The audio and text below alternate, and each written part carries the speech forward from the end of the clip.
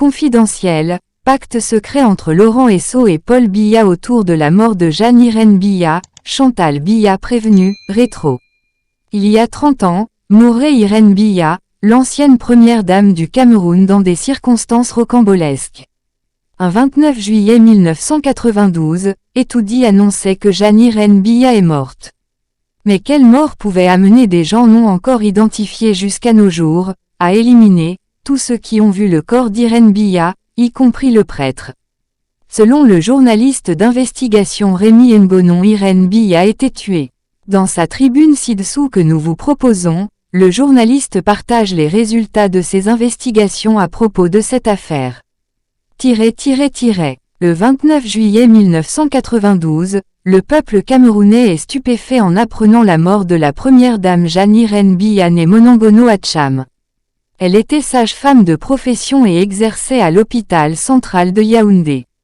Selon la version officielle, elle souffrait du cancer et aurait fait une rechute le 28 juillet lors d'un séjour dans son village de son époux à Mvomeka où elle voulait faire des lacs de pisciculture.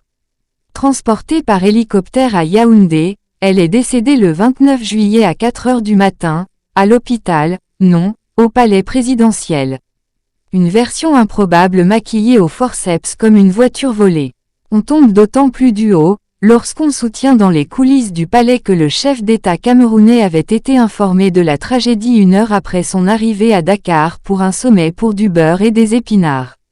Ciel. Paul Biya, qui ne s'est jamais rendu à un sommet de l'Union africaine, avait subitement entendu un son de cloche l'invitant à partir de toute urgence à Dakar pour des historiettes de la francophonie qui ne figuraient pourtant pas dans son agenda. Et c'est là-bas où lui-même, après avoir reçu un bref coup de fil de Yaoundé lui annonçant « Monsieur le Président, c'est fait », qu'il avait aussitôt informé ses pairs que son épouse vient de décéder des suites de maladie. Silence, on tourne. On prétend que c'est le cancer, mais quel est donc ce cancer qui tue subitement comme une attaque cardiaque? Dans quel pavillon de l'hôpital est-elle morte?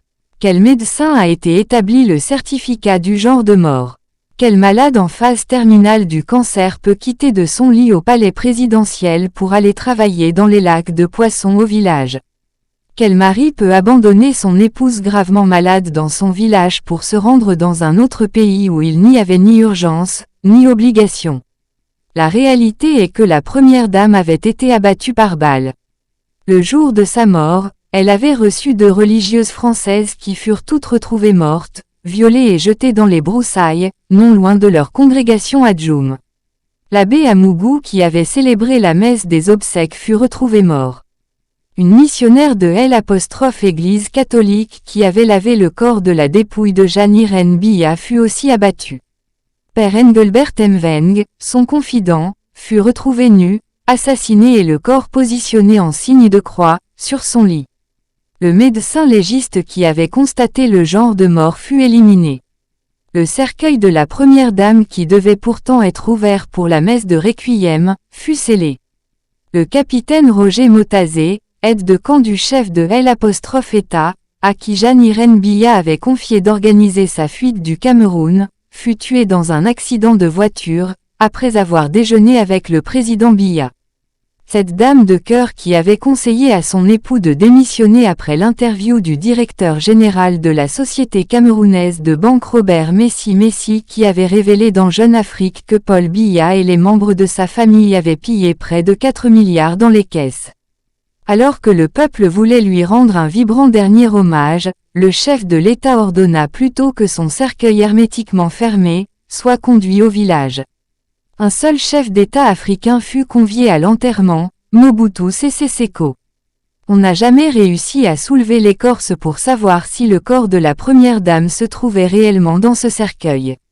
Tous les exemplaires du journal international News Bi-Hebdo dans lequel je faisais des piges et qui titra « Un cercueil vide enterré à Mvomeka » furent saisis par la police et la gendarmerie. Le nom, les photos de l'ex-première dame du Cameroun ont disparu du palais présidentiel et restent bannies. Qu'a-t-on fait du corps et de la mémoire de Jeanne-Irène Biya? Pourquoi n'a-t-on jamais organisé une seule messe de commémoration depuis sa disparition? Comme le disait Antonio Porchia, mes morts continuent de souffrir la douleur du crime en moi.